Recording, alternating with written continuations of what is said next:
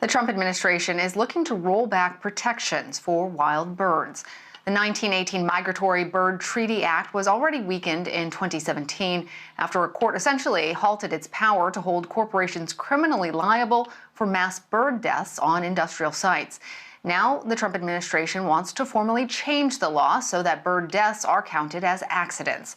It's believed that billions of birds across 1,000 species could die as a result without legal consequence. With us now, we have David Ringer. He is the Chief Network Officer of the National Audubon Society, a wildlife conservation nonprofit. David, thanks for joining us. There's a 45-day public comment period for this rule change. What's the Audubon Society planning to do during this time?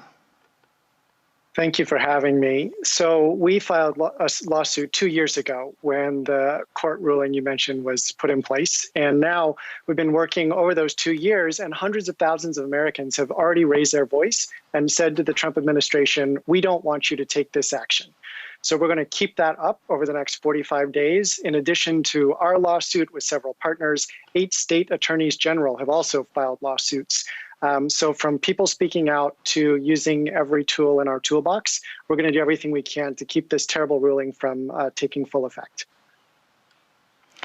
So, David, how many birds actually die from industrial activity every year? I'm trying to understand the consequence and the scope of the Trump administration's decision.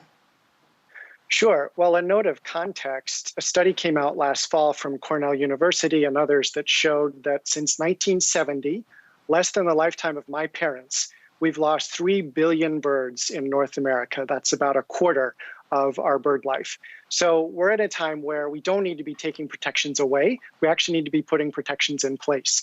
So something like 1 million birds a year die, for example, by landing in uncovered oil pits that they mistake for ponds and lakes. So they land in that oil, it covers their feathers, and they die a horrible death. We're seeing here pictures from the BP oil disaster in 2010.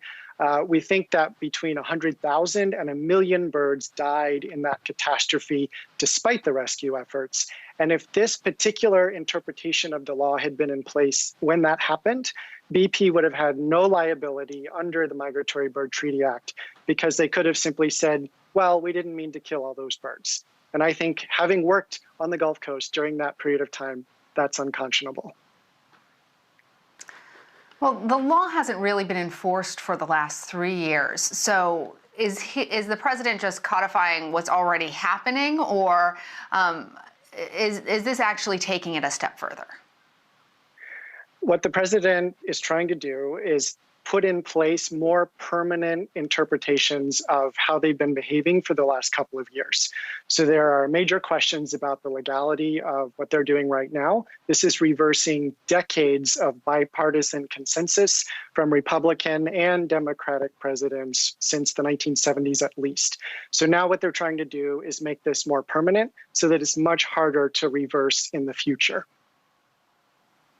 I can't help but think of Rachel Carson and the chilling title of her book, Silent Spring, and the idea that yes, that birds were being eliminated in our country, and she ushered in a lot of those protections that help save birds. Who is pushing on the part of trying to pull back these regulations? Is it coming from the Trump administration themselves? Are companies asking for this to happen? You kind of think, who doesn't want to help preserve the birds in our nation? That's right. 46 million people tell the U.S. Fish and Wildlife Service that they like to watch birds, and millions more have turned to birds during this terrible pandemic. So this is a widely held American value and has been for more than a century. There are a few corporate bad actors who don't want to be bothered to keep common sense protections in place, to do things like keeping birds from landing in uncovered oil pits, crashing into power lines, when there are lots of best practices that are fairly simple to implement. We've known about them for years. So if you corporate bad actors don't want to be bothered, they're putting pressure on the administration, which is all too happy to capitulate. And I will just say, we're in the middle of a pandemic that has killed more than 100,000 Americans. We're in a moment when Americans are calling for racial justice and valuing and protecting Black lives. And what is the Trump administration doing? It's working overtime to shred environmental protections that protect all of us and the wildlife that we all love so much. Well, this is hardly the first rollback of environmental protections under the Trump administration. On Friday, President Trump also announced the lifting of limits on commercial fishing in an ocean sanctuary off of the coast of New England. What is the big picture here, and what is the Audubon's position on this? The big picture is that since he took office, President Trump has been laser focused on tearing down decades and decades of environmental policies that keep our air cleaner, that keep our water cleaner, that helps our wildlife population stay strong. And that's not stopping, even in the midst of the multiple crises that we're facing as a country right now. So what we need to do is move forward with showing the will of the people, right? People want clean air. When we have dirty air, more Americans die and are sick. People need clean water. Same thing, we're less healthy when our waters are polluted. And healthy natural spaces are something we all need to keep our community safe and to keep us healthy and strong so that we have places to go enjoy nature, including our beautiful birds. Well, since the Trump administration appears to be doing this fairly unilaterally, could the next administration just turn back time and roll back the rollbacks?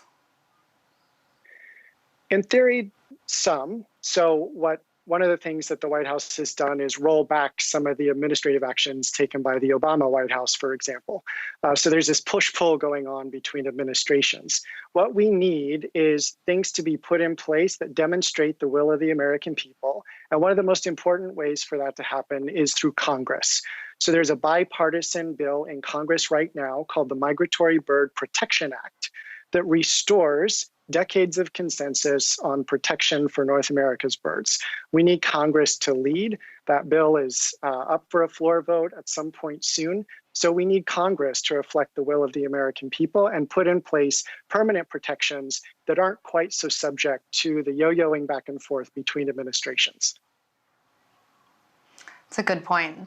Protection of birds and our environment doesn't have to be a partisan issue. David Ringer, thank you. Thank you very much.